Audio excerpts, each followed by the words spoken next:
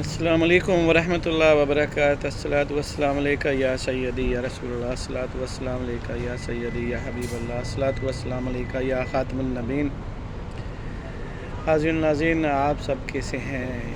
انشاءاللہ اللہ سبحانہ تعالیٰ کے فضل و کرم سے آپ سب لوگ خیریت سے ہی ہوں گے، اور آپ کی خیریت مطلوب ہے اللہ سبحانہ تعالیٰ سے۔ ناظرین، آج جو باتیں میاں نواز شریف صاحب نے کی ہیں سینٹرل ورکنگ کمیٹی میں، اگر یہی باتیں عمران خان کرتے تو ان کا جو سٹائل ہونا تھا وہ کیسے ہوتا، تو ذرا غور سے سنیں۔ انہوں نے کہنا تھا، او ثاقب نثار، ہمیں اقتدار میں آنے دو، جوڈیشری کو تو ہم دیکھ لیں گے۔ او ثاقب نثار، تم نے ہماری چلتی ہوئی حکومت کے خلاف لندن میں پلان کیا، ہم تمہیں نہیں چھوڑیں گے، اور تمہارا جوڈیشل کونسل میں تمہارا احتساب کرائیں گے، جیسے کہ ہم نے جسٹس صدیقی کا کیا تھا۔ اور پھر جب وہ کہتے ہیں جناب، وہ جنرل ظہیر الاسلام عباسی جو اس کے سرخیل تھے اس پلان کے، لندن پلان کے، ان کا کیا کہتا، او عباسی، اور تمہارا تو ہم کورٹ مارشل کرائیں گے، یہ جو میر جعفر اور میر صادق ہیں ان کے ہم نے کورٹ مارشل کروانے ہیں، تم نے ہماری چلتی ہوئی حکومت کو گرانے کے لیے لندن میں پلان کیا۔ او پرویز الہی، تم میری بندوق کے نشانے پر ہو، تمہیں تو نہیں چھوڑیں گے اقتدار میں آ کر۔ اور وہ جو ان کے بڑے بھائی ہیں جناب طارق القادری صاحب، اگر یہ عمران خان کے مخالف ہوتے تو پھر انہیں کیسے، او طارق القادری، اور تم کینیڈا میں بیٹھ کر عوام کے پیسے سے عیاشی کرتے ہو، اور تم کینیڈا کی سیریں کرتے ہو، کینیڈا میں تم شراب پیتے ہو جم خانوں میں، اس جم خانے کا ان کلبوں کا میں چیئرمین رہ چکا ہوں پہلے ہی۔ طارق القادری، تمہیں نہیں چھوڑیں گے، اور تمہیں مدینے کی ریاست سے نکال دیں گے۔ تو جناب وہی باتیں آج نواز شریف نے کی ہیں، لیکن اس کا جو بات کرنے کا انداز ہے وہ بہت شائستہ ہے، بااخلاق اور انتہائی گفتار، اور انتہائی ان کے لہجے سے پتہ چلتا ہے ان کے خاندان کی تربیت کا، کہ اس کے ماں باپ نے اس کی کیسی تربیت کی ہے، تو اس کا جو اظہار ہے وہ ان کے خطاب سے ہوتا ہے۔ اور بڑا شائستہ طریقے سے کہا کہ جناب لندن میں یہ جو 3-4 لوگ تھے، جس میں پرویز الہی تھا، اور ثاقب نثار تھا، اور جنرل ظہیر الاسلام عباسی تھے، اور جناب طارق القادری تھے، یہ اکٹھے ہوئے، اور کیسے اکٹھے ہو کر کے پھر انہوں نے جناب میاں نواز شریف کے خلاف جو پھر پلان کیا، اس کے بعد جو پھر دھرنا دیا، اور دھرنے کے نتیجے میں پھر جو قوم لوط، نہیں یار، قوم اوت بولو تو اچھا ہے، قوم اوت، ہم سرائیکی لوگ ہیں، جب کہتے ہیں او در اوت داؤد، تو ہم کہیں گے یہ قوم اوت جو ہے نا پھر وہاں پر پیدا ہوئی، تو جو وہاں کے جو لوگ تھے عینی شادی میں وہ بتاتے ہیں کہ جناب قادری صاحب کے دھرنے میں کتنی عورتیں وہاں پہ پریگننٹ ہوئیں، اور پی ٹی آئی کے کتنی عورتیں پریگننٹ ہوئیں، اور کیا ہوا، حشر نشر ہوا ان کا۔ بلکہ تو آپ کو ایک میں انکشاف کرنا چاہتا ہوں، میرے ایک دوست یہاں پر مسقط میں وہ ایک قصاب کی دکان چلاتے تھے، تو ان دنوں میں ان سے بات ہوئی، تو وہ کہتے ہیں یار میں نے ایک بات بتانی ہے، آپ سے شیئر کرنی ہے۔ میں بولا بتاؤ یار کیا شیئر کرنی؟ وہ کہتے ہیں یار میری بیوی بڑی اچھی عورت تھی، لیکن وہ طاہر القادری صاحب کی وہ بڑی گرویدہ تھی، ان کی مرید تھی، تو جب انہوں نے دھرنے کے لیے کال کی تو میری بیوی نے مجھے کہا کہ جی جناب مجھے جانا ہے دھرنے پر، آپ مجھے اجازت دیں۔ تو میں نے ان کہا کہ یار یہ کون سا دھرنا ہے جس میں آپ نے کتنے دن وہاں پہ رہنا ہے، دن رات رہنا ہے، نامحرم لوگوں کے ساتھ رہنا ہے، تو میں تو آپ کو کبھی بھی اس کی اجازت نہیں دوں گا، شریعت بھی اس کی اجازت نہیں دیتی، تو یہ بات غلط ہے، میں آپ کو اجازت نہیں دوں گا۔ تو اس عورت کا اتنا برین واش ہوا تھا کہ اس نے جناب اپنے خامد سے کہا کہ جی آپ مجھے طلاق دے دیں، لیکن میں نے دھرنا نہیں چھوڑنا، میں نے دھرنے پہ ضرور جانا ہے۔ ایٹ لیسٹ نتیجہ آخری یہی ہوا کہ اس عورت نے طلاق لی، اور جناب وہ دھرنے پہ چلی گئی۔ آپ لوگ دیکھیں کہ یہ کیسا مذہبی ایموشنل بلیک میلنگ ہے کہ یار وہ لڑکی یار طلاق لے کے اپنا ہنستا بستا گھر جو ہے وہ چھوڑ کر چلی گئی، اور اس نے جناب دھرنے میں شرکت کی، اور پھر اس کا کیا مستقبل ہوا ہوگا آپ بس امیجن کر سکتے ہیں۔ تو اس لیے میں ان کو کہتا ہوں کہ یہ قوم اوت ہے۔ قوم لوط کہنا تو مناسب نہیں ہوگا، کیونکہ وہ مراد سعید تو عمران خان صاحب کے چھوٹے بھائی ہیں۔ حمزہ علی عباس نے جو کہا تھا اپنے لوطی فعل کے بارے میں عمران خان اور مراد سعید کے بارے میں، وہ تو جھوٹ ہی ہو سکتا ہے یار، یقین کرنے کی کیا ضرورت ہے۔ ہاں جی، حمزہ علی عباسی ہو سکتا ہے کہ جھوٹا بندہ ہو جس نے یہ سب الزام لگائے تھے، حالانکہ وہ پی ٹی آئی میں تھا اور پی ٹی آئی میں ہے، وہ اس کو پارٹی سے نہیں نکالا۔ تو اس کی جو سٹیٹمنٹ ہے جو وہ آن ریکارڈ ہے، وہ بولتے ہیں جی ہم تینوں لوگ ایسے ہی ہیں، اللہ پاک معاف فرمائے ان کو بھی۔ ہمارا مقصد یہ نہیں ہے، کسی کے پردے فاش کرنا ہمارا مقصد نہیں ہے، لیکن یہ سلیبریٹی ہوتے ہیں جو لوگ، ان کا اپنا کچھ نہیں ہوتا۔ یہ لوگوں کی زندگی ہمیں صاف ستھری چاہیے سلیبریٹیز میں، اور جو حکومت کے الیکشنوں میں حصہ لے کر کے وزیر اعظم بننے کے منصب تک آتے ہیں، تو ان کے بارے میں جو بھی معاملات ہیں وہ صاف ستھرے ہی ہونے چاہیے۔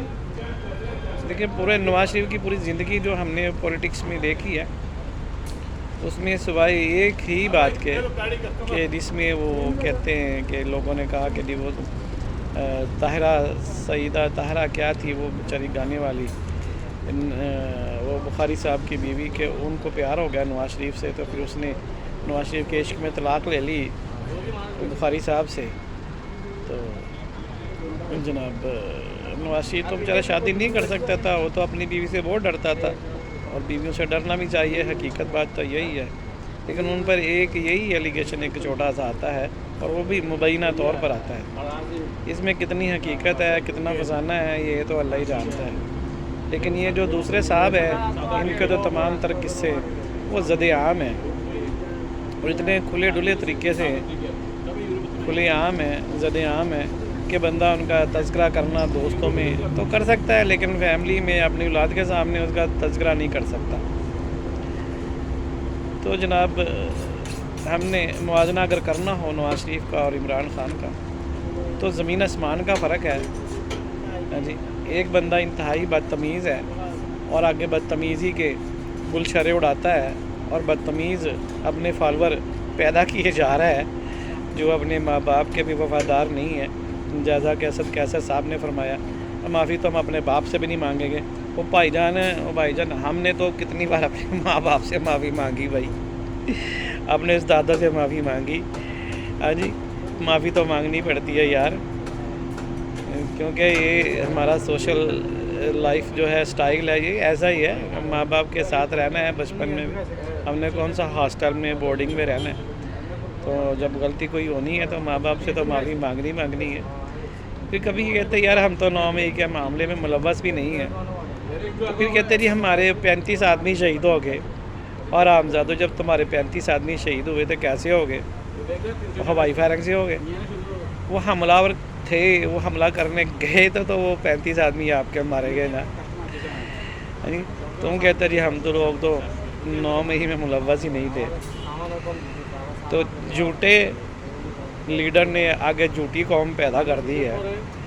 ان کو سدھارنے کے لیے میاں محمد نواز شریف نے کمر کس لی ہے، اور انشاءاللہ اگر نیت صاف ہے میاں صاحب کی، تو یہ قومی اوت جو ہے یہ ایک اچھی قوم بننے کے لیے راہ ہموار ہوگی۔ انشاءاللہ امید ہے اللہ تعالیٰ سے کہ کچھ نہ کچھ بدلے گا ضرور۔ جو حلالی خون ہے وہ تو انشاءاللہ تعالیٰ اپنے آپ کو بدلیں گے اور اپنے آپ کو قومی دھارے میں لائیں گے اور اس رات مستقیم پہ آ جائیں گے۔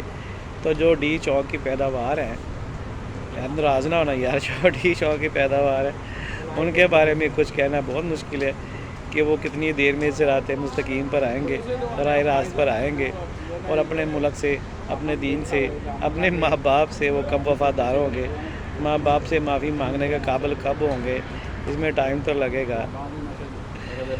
اور جناب جو کرغستان میں جو معاملات چل رہے ہیں اس ہاسٹل کی لائف میں، اور جتنے لوگ وہاں پر زخمی ہوئے ہیں اور جتنے لوگ وہاں پر جاں بحق ہو گئے ہیں، ان کے لیے افسوس ہی کیا جا سکتا ہے۔ یہ مصری لوگ بڑے گرم مزاج گرم خون کے مالک ہوتے ہیں. تو یار آپ نے جھگڑا کرنا ہے، لڑائی کرنی ہے، جہاد کرنا ہے، تو یار آپ کے ساتھ فلسطین میں اتنا ظلم ہو رہا ہے، آپ بارڈر پار کرو. ہاں جی، 1 لاکھ بندہ چلے جاؤ ادھر میں، صرف 1 لاکھ مصری چلا جائے تو جناب جنگ رک جائے گی. تو آپ نے جناب کرغزستان میں آپ مہمان تھے، ہم نے مہمان ہوتے ہوئے آپ نے وہاں پر بدتمیزی کی اور بدماشی کی، اور آپ کی بدماشی کا جو ہے وہ نقصان پاکستانیوں کو، بنگالیوں کو، انڈینز کو، ان سب کو اٹھانا پڑا. اور جناب جی کتنی لڑکیوں کی عزت لوٹ لی گئی ہے وہاں پہ. کرغزستان کے جو چھٹے ہوئے بدماش تھے وہ سب لوگ اپنے لڑکوں کے ساتھ کالج میں یونیورسٹی میں آ گئے، اور انہیں آ کر جو پھر وہاں پر پٹائی کی لوگوں کی، وہ بہت ظلم کیا ہے. تو ہم میاں شہباز شریف صاحب سے درخواست کرتے ہیں کہ وہ اپنے سفیر کو کہیں کہ وہ زیادہ سے زیادہ ایکٹیو ہو جائے، اور اپنے جو اسٹوڈنٹ ہیں یہاں پہ کرغزستان میں پاکستانی، ان کے ساتھ معاملہ جو ہے وہ اچھا کر کے کریں، ان کی فل ہیلپ کریں، ان کا تحفظ کا پورا نظام کریں. اگر نہیں ہوتا تو آرمی کا ایک دستہ وہاں پر ان کی سیکورٹی کے لیے بھجوا دیں، اور کچھ خوراک جو ہے وہ اس کا بندوبست جو ہے وہ سفارتخانہ کرے، کیونکہ لڑکے اور لڑکیاں نہ کالج سے باہر آ سکتے ہیں، نہ اندر جا سکتے ہیں. خوراک کی بڑی شدید قلت ہے وہاں پہ، قیامت برپا ہوئی ہے. تو اس کے لیے جتنی جلدی وہ سفیر جو ہیں پاکستان کے وہ اپنا کردار ادا کریں، اور حکومت پاکستان کے جو نمائندے ہیں، خاص طور شہباز شریف صاحب، وہ کرغزستان کے جو حاکم ہیں ان سے فوری طور پر بات کریں اور معاملے کو حل کرنے کے لیے کوشش کریں. تو جناب علی امیر گنڈا پور کے بارے میں بار بار یہی کہہ رہا ہوں کہ وہ سیاسی شہید ہونے کے چکر میں ہے کہ یار اب کی بار میں تجھے پوچھوں گا، اب کی بار میں تجھے پوچھوں گا، اب کے بار میں تجھے پوچھوں گا. تو وہ کوشش کر رہا ہے سیاسی شہید ہونے کے لیے، لیکن انشاءاللہ شاید اس کے نصیب میں نہیں ہے. لیکن آج رانا صاحب نے بڑا انکشاف کیا ہے، رانا ثناء اللہ صاحب نے. وہ کہتے ہیں یہ بڑکیں مارے گا، بڑکیں بہت مارے گا، لیکن کرے گا وہی جو ہم کہیں گے، جو وفاقی حکومت کہے گی کرے گا وہی. باقی وہ اپنے لیڈر کو راضی کرنے کے لیے بڑکیں ضرور مارے گا، کیونکہ یہ بڑکیں مارنے والے کی نسل ہیں، عمران خان کی آل اولاد ہیں. تو بڑکوں کے علاوہ ان کے پاس اور کچھ نہیں ہے. جناب یہ ڈرامہ چلتا رہے گا جب تک یہ فتنہ دجال ہے، یہ ڈرامہ نہیں رکے گا. پاکستان زندہ باد، پاکستان پائندہ باد، اسلام زندہ باد.